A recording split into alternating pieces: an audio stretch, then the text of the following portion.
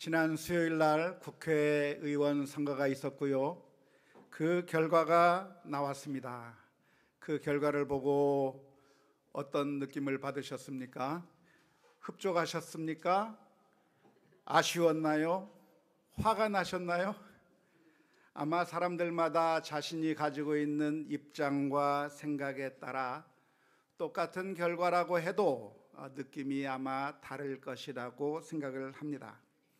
사람들마다 생각이 다르면 그러면 그 생각이 다르다고 하는 것 때문에 서로 의가 상하고 마음이 갈라지는 경우를 우리가 많이 보게 되는데요. 특히 정치의 경우에 그런 모습들을 많이 볼 수가 있습니다. 내가 지지하는 그런 정치적인 입장과 다른 정치적인 입장을 가지고 있는 사람들을 보면 죽이고 싶기도 하고 미웁기도 하고 때로는 증오스러운 마음들이 들기도 합니다. 만일 우리들의 마음 가운데 그런 마음이 들기 시작한다고 하면 그것은 정치가 우상의 자리에 올라가 버린 결과이기 때문일 거라고 생각합니다. 정치가 우리들에게 유익한 우리의 종이 되어야 되는데 그것이 아니라 우리들의 우상이 되어버리면 우리가 정치의 노예가 되어버리고 그래서 그 정치가 우리를 이끄는 대로 분노하기도 하고 여러 가지 잘못된 그런 모습을 보이게 되는 경향들이 많이 발생하게 되는 것이죠. 따라서 우리 크리스천들은 우리 자신을 스스로 진단해 보아야 할 필요가 있습니다. 모든 좋은 것들이 우상이 될 가능성이 있기 때문에 우리에게 좋은 그것이 혹시나 내게 우상의 자리로 올라가지는 않았는지 우리 자신을 진단해 볼 필요가 있는 것이죠. 예를 들면 축구 경기나 야구 경기에 비유할 수도 있을 것 같아요. 자신이 응원하는 팀이 있고 그래서 그 팀이 잘하면 기쁘고 지면 속상하기도 하고 그렇게 자신이 응원하는 팀이 있어서 그 팀을 사랑하기도 하고 열렬하게 응원하고 하는 것들은 좋은 것일 겁니다. 무엇인가에 대해서 열정을 가질 수가 있고 무엇인가에 대해서 사랑을 할 수 있는 것이라고 한다면 그러면 우리들의 삶 가운데 기쁨이 되기도 하고 활력소가 될 수도 있기 때문에 그런 것이죠. 하지만 그 팀을 사랑하는 것이 너무나도 지나친 나머지 우상이 되어버린 나머지 상대편 선수나 상대편 응원단을 향해서 폭력을 행사하고 그리고 싸우고 한다면 어쩌면 그것은 스포츠가 우리들에게 우상의 자리로 올라가 버린 결과이기 때문일 거라고 생각을 합니다. 안타깝게도 정치는 너무나도 쉽게 우리들의 우상이 되어버리는 것이죠. 그래서 나와 다른 입장에 있는 사람들을 향해서 증오하기도 하고 폭력을 행사하기도 하고 더 나아가서 선과 악에 대한 구분이 사라져버리고 정상적인 판단마저도 불가능해져서 우리 편이라고 하면 그 어떤 잘못을 해도 다 용납이 되고 우리 편이 아니라고 한다면 조그마한 잘못에 대해서도 날카롭게 비난하게 되는 그런 비정상적인 사고를 하게 될 수가 있는 것입니다. 뿐만 아니라 가짜 뉴스가 있어도 그것의 진실성 여부는 따져보지 않은 채 무조건 열광하거나 흥분하고 또는 분노하기도 하는 그런 결과를 가져오기 때문에 그래서 혹시라도 이 모든 것들이 우리의 우상이 되지는 않았는지 우리 자신을 신중하게 진단해 볼 필요가 있을 거라고 생각이 듭니다. 이번 총선 결과를 보면서 어떤 분이 그러더라고요. 우리나라가 남북으로 갈라진 것도 너무나도 아쉬운데 동서가 극명하게 갈렸다고 그래서 너무나도 안타깝다고 말하는 이야기를 들었습니다. 저는 그분을 향해서 이렇게 나뉜 것이 그렇게 나쁜 것이 아니라 사실은 정상적인 것이라고 말씀을 드렸습니다. 이쪽 편이 있으면 저쪽 편이 있고 사람의 생각이 이쪽 생각이 있는가 하면 저쪽 생각이 있기 때문에 사람의 마음이 나뉘어지는 것, 우리나라가 어느 한쪽으로만 쏠려버리는 것보다 의견이 나뉘어지는 것이, 그것이 정상적인 것이라고 이야기를 한 바 있습니다. 그런데 그것이 나쁜 단계가 되는 것은 어떤 단계냐면, 그렇기 때문에 서로 증오하고 미워하는 결과를 빚게 된다고 하면 그것이 나쁘게 되는 것이죠. 나쁜 정치인들은 우리 시민들을 노예로 삼아서, 정신적인 노예로 삼아서, 그래서 자기 편을 위해서 증오하게 만들고 폭력을 조장하기도 하면서, 그래서 자신들의 열렬한 지지자로 끌어모으려고 하는 그런 나쁜 정치를 하는 사람들이 있습니다. 공식적으로는 하지 않아도 주변의 여러 가지 그 주변 단체들을 통해서 증오를 조장하면서 그래서 표를 모으려는 나쁜 경우가 많이 있는 것이죠.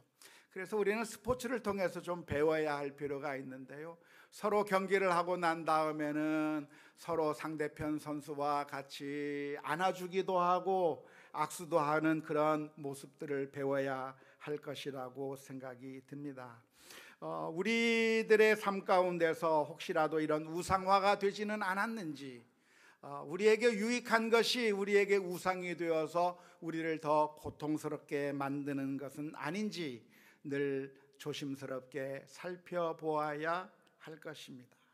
그런데 이런 현상들이 정치의 영역에서만 일어나는 것이 아니라 신앙의 영역에서도 비슷하게 발생하곤 합니다. 내가 가지고 있는 신앙적 입장이 다른 사람이 가지고 있는 신앙적 입장과 다르게 될 경우에 서로 다른 생각을 할 수 있다고 하는 것은 가능한 일이고 어쩌면 자연스러운 일일 텐데요, 그런데 내 신앙적인 입장을 너무나도 고수한 나머지 나와 다른 생각을 가지고 있는 신앙적 입장에 대해서 비난하기도 하고 증오하고 그리고 싸우게 되는 그런 경우가 우리 가운데 얼마나 많이 발생하는지 모릅니다. 만일 그런 단계로 들어가게 되었다고 한다면 역시 신앙도 우상화의 단계로 들어간 것이 아닌지 우리 자신을 살펴보아야 하는 것이죠. 나와 신앙적인 입장이 같지 않다고 해서 멸시하거나 증오하거나 싸우는 일이 있어서는 되지 않는 것이죠. 오늘 읽은 우리가 살펴본 로마서 14장 말씀은 이런 문제에 대해서 언급을 해주고 있습니다.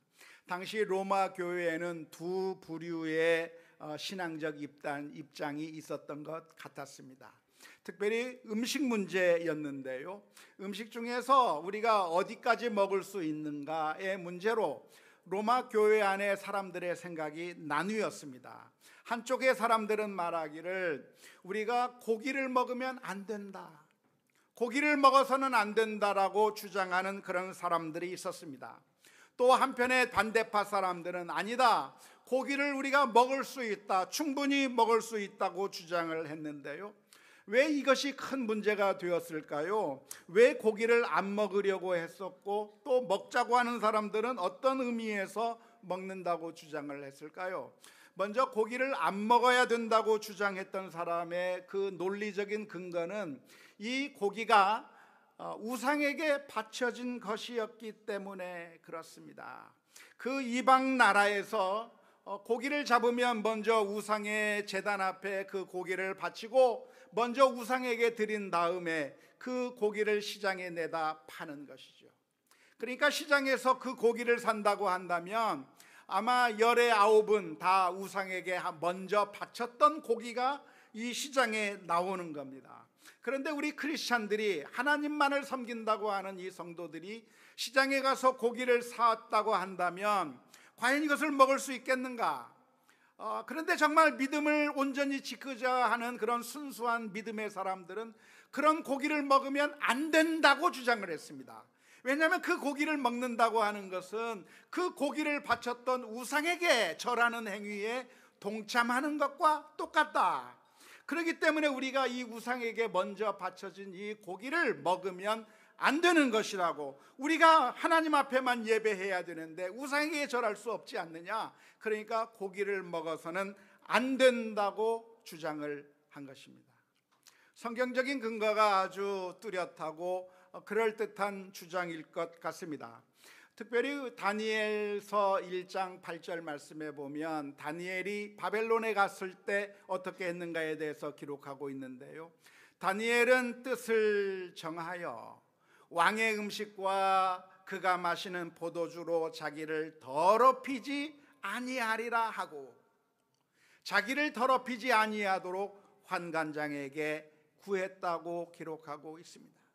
왕에게 드린 이 음식이 한편으로는 먹어도 되는 정한 것과 먹지 말아야 될 부정한 것이 섞여 있었기 때문일 것이기도 하고, 뿐만 아니라 우상에게 바쳤던 음식이기 때문에도 그렇습니다. 그렇기 때문에 구약 성경 다니엘의 믿음을 본받은 그런 성도들이 우리가 고기를 먹으면 안 된다라고 강하게 주장한 것이죠. 그런데 고기를 먹어도 괜찮다고 한 사람들이 있었습니다. 고기를 먹어도 된다고 생각하는 사람들은 어떤 근거에서 먹는다고 이야기를 했을까요?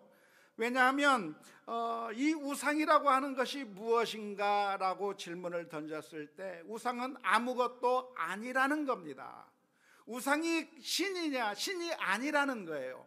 이 세상의 우상들은 전부 가짜일 뿐이고 진짜 신이 있는 게 아니라 순 가짜일 뿐이니, 우상에게 바쳤다고 한들 그것이 진짜 가짜 신이 그 제물을 받은 것이 아니라 아무런 신이 없기 때문에 이것은 아무것도 아닌 것이고, 뿐만 아니라 이 세상의 모든 것은 누가 준 것인가? 누가 줬어요? 하나님께서 주신 것이라 이 말이에요. 하나님께서 모든 것을 주신 것이고 이 세상의 그 어느 것도 하나님에게서 나오지 아니한 것이 없으니 우리가 그것을 하나님께서 주신 것이라고 믿고 받아들이고 먹는다면 무엇이 문제겠느냐라고 이야기하고 있는 것이죠. 먹는 게 맞습니까? 안 먹는 게 맞습니까? 먹는 게 좋아요? 맛있으니까? 디모데전서 4장 4절 말씀 가운데서는 이렇게 기록합니다. 하나님께서 지으신 모든 것이 선하매 감사함으로 받으면 버릴 것이 없나니. 이 세상에 그 어떤 것도 하나님께서 주신 것이 아닌 게 없다는 겁니다.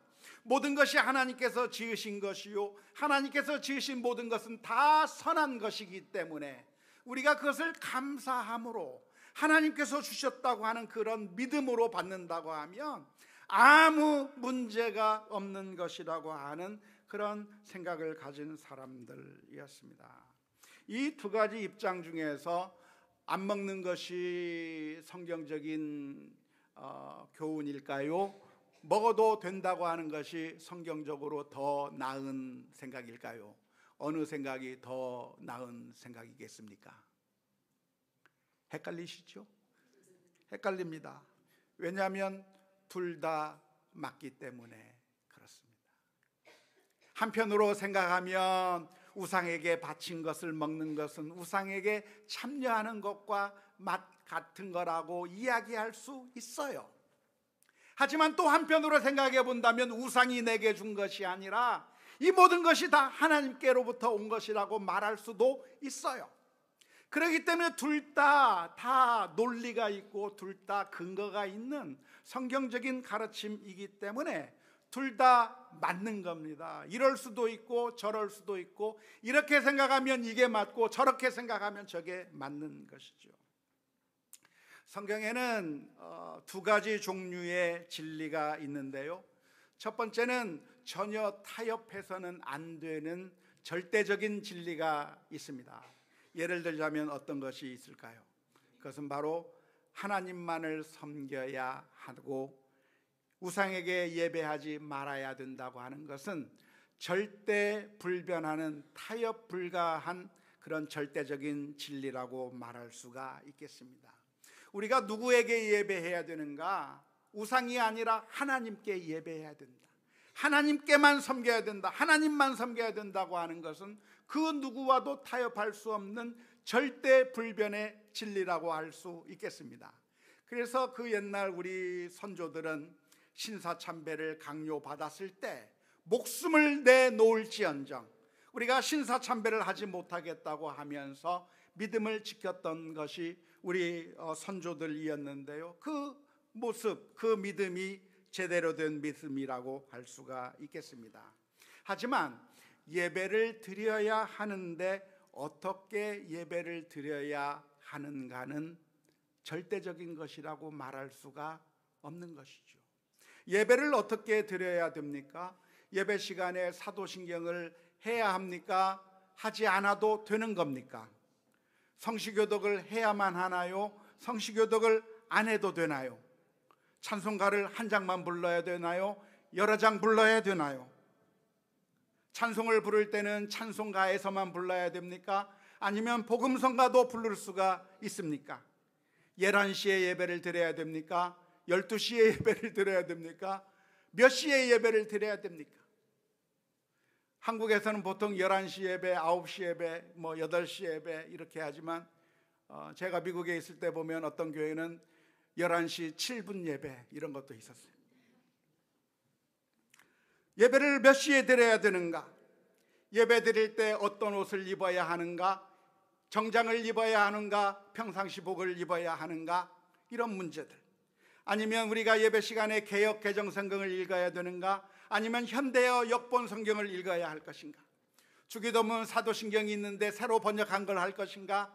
옛날 번역을 할 것인가? 세례를 준다고 하면 침례를 줄 것인가? 세례를 줄 것인가? 정치제도를 쓴다고 하면 감리교 제도를 쓸 것인가? 장로교의 제도를 쓸 것인가? 회중교의 정체를 쓸 것인가? 여러 가지 문제들이 있는데 이 모든 것들은 절대적인 것이 옳은 어떤 것이 절대적인 것이 아니라 이것이 채택될 수도 있고 저것을 채택할 수도 있는 가변적인 것이라 할 수 있는 것이죠. 그래서 우리가 모든 것들을 바라볼 때 이것이 타협 불가한 절대적인 것인가? 아니면 이래도 되고 저래도 되고 하는 것인가? 라고 하는 것을 구분할 수 있는 지혜가 필요합니다. 이래도 되고 저래도 되는 것을 가리켜서 전문 용어로는 아디아포라라고 합니다. 혹시 들어보셨습니까? 아디아포라라고 하는 말은 헬라어에서 나온 말인데요, 대수롭지 않은 것들을 가리키는 단어입니다. 그런데 이 아디아포라라고 하는 말이 무엇이냐면 성경에서 분명하게 명령하지도 성경에서 분명하게 금하지도 않은 비본질적인 것을 가리키는 용어로 아디아포라라고 합니다. 아주 본질적인 것은 무엇이라고 할까요? 디아포라라고 해요. 디아포라. 반대말은 아디아포라. 그래서 이 비본질적인 것을 가리키는 용어가 아디아포라인 것인데요, 우리가 신앙생활하면서 항상 질문을 던져야 될 것이 있다고 한다면 과연 이게 절대적인 것인가, 타협 불가한 아주 우리가 반드시 고수해야 할 것인가, 아니면 이렇게 해도 되고 저렇게 해도 되는 상황에 따라서 바뀔 수 있는, 이럴 수도 있고 저럴 수도 있는 비본질적인 것인가에 대해서 항상 질문을 던져보아야 하는 것이죠.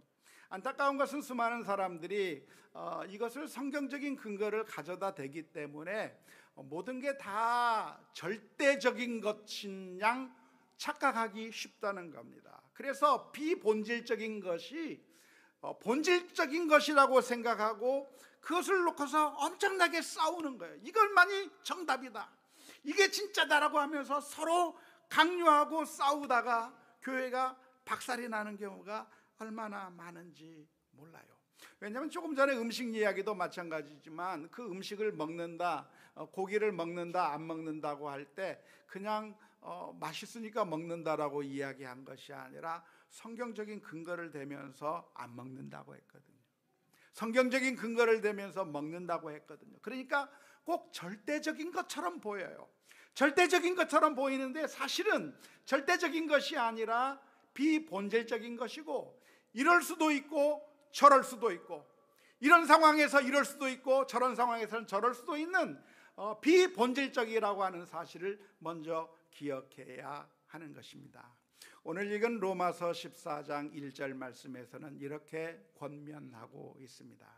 믿음이 연약한 자를 너희가 어떻게 하되? 받되 그의 의견을 비판하지 말라. 믿음이 연약한 자가 있다고 한다면 여기서 믿음이 연약한 자는 누구를 가리키는 거겠습니까? 여기서 말하는 믿음이 연약한 자는 신앙이 아직 성숙하지 못한 사람들을 의미하는 게 아닙니다. 다른 성경 구절에서 믿음이 연약한 자 그러면 믿음이 아직 미성숙한 자를 가리키는 것이겠지만 여기서 말하는 믿음이 연약한 자는 누구를 가리키냐면 음식 문제에 있어서 이거 먹으면 안 되는데 저거 먹으면 안 되는데 고기를 먹으면 안 된다고 생각하는 그런 사람들을 가리켜서 믿음이 연약한 사람이라고 표현한 겁니다. 어쩌면 강심장파, 약심장파라고 표현하는 게 좋을까요? 강심장파는 고기까지 것 먹어도 괜찮다고 하나님께서 주신 것이니까 담대하게 먹으라고 하는 것이 강심장파라고 한다면 이거 먹으면 하나님 앞에 죄를 짓는 것이 아닐까? 이것을 먹으면 안 되는데 하는 그런 사람들을 가리켜서 약심장파라고 할 수 있겠는데 로마서 14장 1절에서 무슨 이야기를 하냐면 강심장파들을 향해서 하는 말이 약심장파들을 어떻게 해라? 받아들여라. 그들을 비판하지 마라. 멸시하지 마라. 그들을 무시하지 말라고 이야기해 주고 있는 겁니다. 그것도 못 먹어 이 바보 같은 사람들, 그것도 몰라 하면서 그렇게 그들을 무시하고 싸울 것이 아니라 그들이 먹지 못하는 것을 인정해주고 존중하면서 나는 먹어도 그들이 안 먹는 것에 대해서 인정하고 그들을 용납해 주라고 하는 말씀이 로마서 14장 1절의 말씀인 것이죠. 그렇게 할 때 우리 교회는 하나가 될 수 있습니다. 교회 안에서 수많은 분열들이 지금까지 많이 있어 왔습니다. 세계 교회의 역사를 살펴보고 특별히 우리 대한민국의 교회의 역사를 살펴보면 지금까지 수많은 분열이 있어 왔어요. 그 수많은 분열의 현장 가운데 교회가 갈라지는 모습들을 친히 경험한 우리 어르신들이 계실 거라고 생각이 드는데요. 그런 분열들이 왜 일어나게 되었는가? 정말 중요한 타협 불가능한 진리 때문에 교회가 분열한 것처럼 이야기를 했지만 사실은 알고 보면 비본질적인 것 때문에 갈라선 적이 얼마나 많은지 몰라요. 하나 되지 못하고 서로 의견이 다르다고 하는 것으로 서로 싸우는 겁니다. 마치 정치인들이 싸우듯이 우리 성도들끼리 서로 비난하면서 서로 싸우다가 결국 하나가 되지 못하고 갈라져 버린 것이죠. 이렇게 하나 되지 못하는 것은 주님께서 원하시는 바가 아닙니다. 예수님께서 십자가에 못 박혀 돌아가시기 전에 하나님 앞에서 간절하게 기도한 기도의 제목 가운데 하나가 무엇이냐면 우리 모든 성도들이 하나가 되기를 위해서 기도하셨어요. 요한복음 17장 20절에서 21절 말씀에 보면 예수님께서 이렇게 기도하셨습니다. 내가 비옵는 것은 이 사람들만 위함이 아니요 또 그들의 말로 말미암아 나를 믿는 사람들도 위함이니 아버지여, 아버지께서 내 안에 내가 아버지 안에 있는 것 같이 그들도 다 하나가 되어 우리 안에 있게 하사 세상으로 아버지께서 나를 보내신 것을 믿게 하옵소서. 교회가 하나 되는 것을 위해서 주님께서 기도하셨던 것을 볼 수가 있는데요. 어떻게 하면 하나가 될 수가 있겠습니까? 어떻게 하면 우리가 하나가 될 수 있죠? 어떻게 하면 우리 교회가 하나가 될 수 있습니까? 어떻게 하면 우리 교회가 하나가 될 수가 있습니까? 어떻게 하면 우리 성도들이 하나가 될 수가 있습니까? 다 통일해버리면 하나가 되나요? 아니요. 세 아들을 둔 아빠의 이야기를 들었는데요. 자, 우리 저녁 밖에 나가서 먹자. 뭐 먹을래? 그랬더니 세 아들의 의견이 다 다른 거예요. 그럼 뭘 먹어야 됩니까? 세 아들의 의견이 다 달라요. 결국 이걸로 통일 그랬더니 하나가 됐나요? 하나가 된 게 아니고 삐져서 지방에 들어가는 거예요.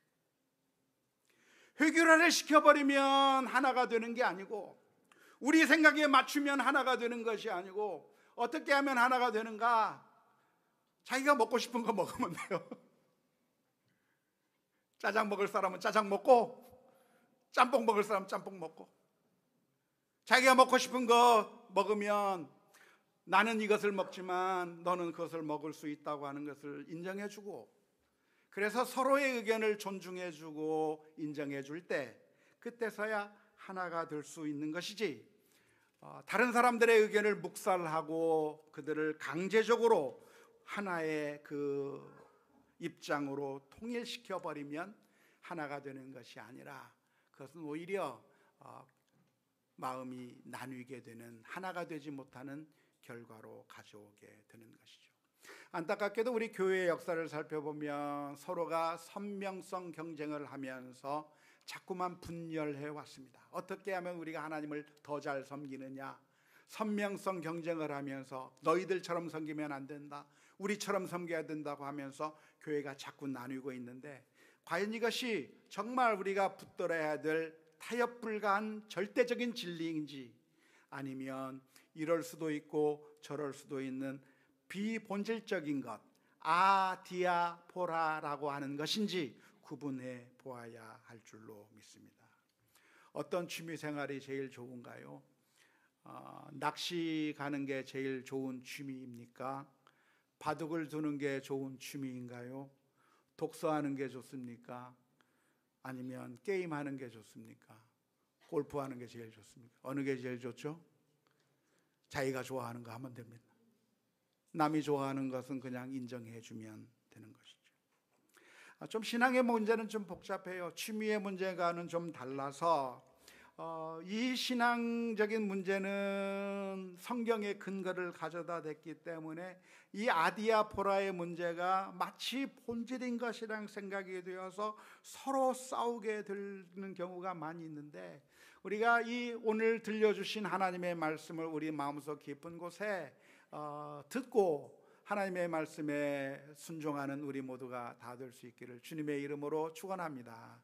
나와 다른 약심장을 가진 그런 사람들 무시하거나 깔보거나 멸시하거나 배척하지 말고 그들을 인정하고 존중하며 있는 그대로 받아들이라고 하는 이 하나님의 말씀을 늘 마음속에 기억할 수 있기를 주님의 이름으로 축원합니다. 14장 5절 말씀에서는 이번에는 날에 대한 이야기도 하고 있어요. 어떤 사람은 이 날을 전날보다 낮게 여기고 어떤 사람은 모든 날을 같게 여기나니 각각 자기 마음으로 확정할지니라. 어떤 사람은 주일날이 제일 좋다고 그랬어요. 그 날이 거룩한 날이라고 했어요. 어떤 사람은 일주일 내내 모두가 다 하나님의 선물이니까 모든 날이 다 똑같다고 말하는 사람들이 있어서 서로 싸우지 말고 서로 인정하고 내 생각과 다르다고 하는 걸 인정하라고 하는 것이죠. 그래서 우리 주변에 있는 나와 다른 생각, 나와 다른 방식, 나와 다른 입장에 있는 사람들을 증오하고 멸시하는 것이 아니라 서로 인정하며 살아가는 우리 모두가 다 되어야 될 줄로 믿습니다. 우리는 왜 다른 사람들을 용납해야 할까요? 나와 다르다고 하는 것 때문에 그들을 미워하고 욕하고 배척할 게 아니라 나와 다른 입장을 가지고 있는 사람들을 용납하고 받아주어야 되는 그 이유가 무엇이겠습니까? 여러 가지 이유를 댈 수가 있겠는데요. 첫 번째는 우리가 받아들이지 아니하고 서로 싸운다고 한다면 우리는 피차 멸망할 것이기 때문에 그렇습니다. 싸우면 망하는 거예요.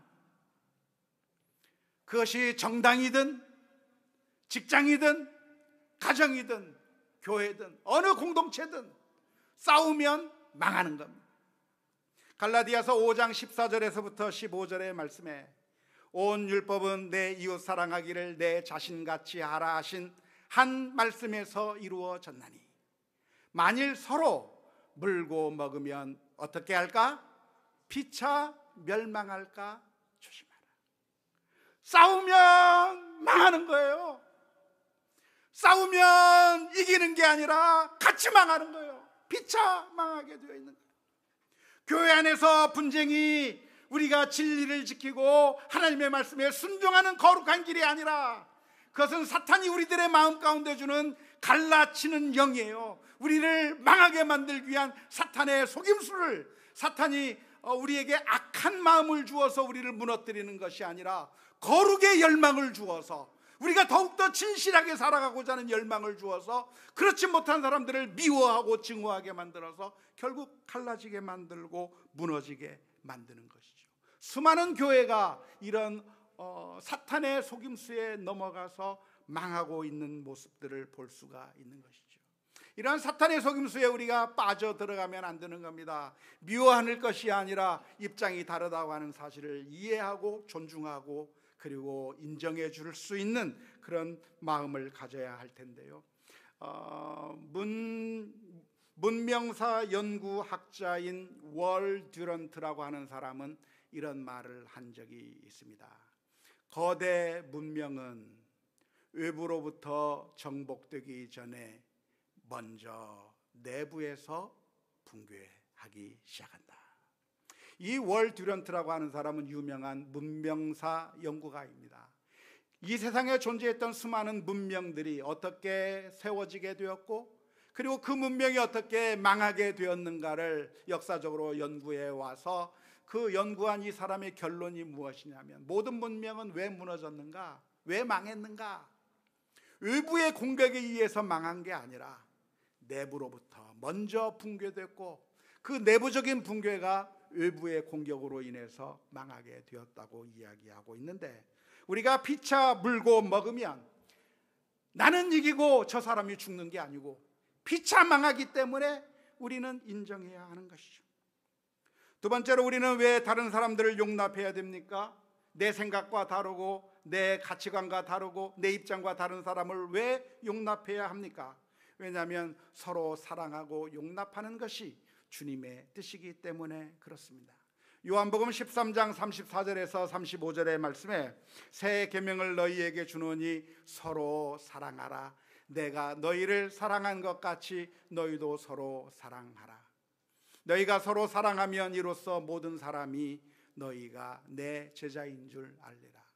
주님을 따른다고 하면서 사랑하지 않으면 그것은 주님을 따르는 것이 아니라고 말씀해 주고 있는 것이고, 사랑을 하는 것이, 서로 인정하고 존중해 주는 것이, 그게 주님을 따르는 길이라고 말씀해 주셨기 때문에 그래야 됩니다.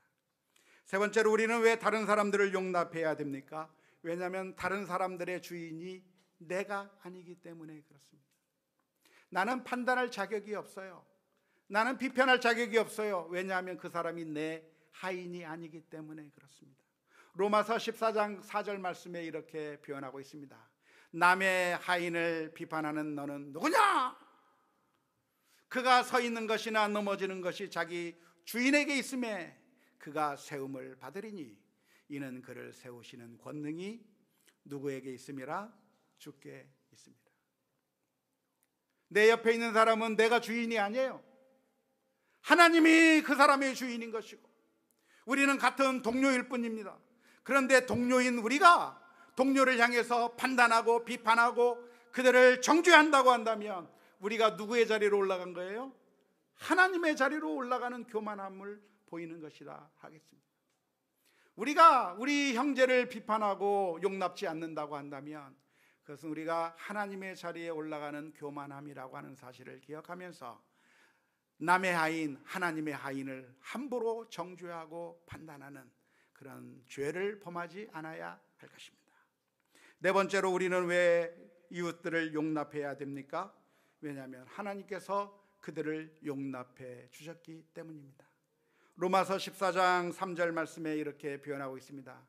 먹는 자는 먹지 않는 자를 업신여기지 말고 먹지 않는 자는 먹는 자를 비판하지 말라. 이는 하나님이 그를 받으셨음이라. 하나님께서 받아줬는데, 하나님께서 용납해 줬는데 왜 우리가 용납하지 못하냐? 왜 비판하느냐?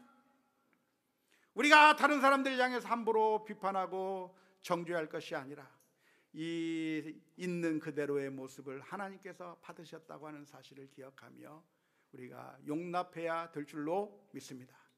마지막으로 왜 우리는 우리의 이웃들을 용납하고 받아들여야 합니까? 하나님께서 우리를 용납해 주셨기 때문에 그렇습니다. 우리가 완벽하기 때문에 하나님께서 받아준 게 아니라 우리는 죄가 많고 허물이 많아서, 그래서 하나님의 관점에서는 영원히 지옥에 쳐 넣어도 아무런 항변도 할 수 없는 연약한 죄인인 우리를 하나님께서 사랑해 주셨습니다. 하나밖에 없는 그 아들을 십자가에 내어 주셨습니다. 그리고 우리를 위해서 십자가 위에서 피를 흘려 주셨습니다. 그 놀라운 사랑을 우리가 받았기에 오늘 우리는 다른 사람들을 향해서 정죄하고 비판하고 물리칠 것이 아니라, 멸시할 것이 아니라 그를 받아들이고 용납하는 믿음의 길을 걸어가는 우리 모두가 다 되어야 될 줄로 믿습니다.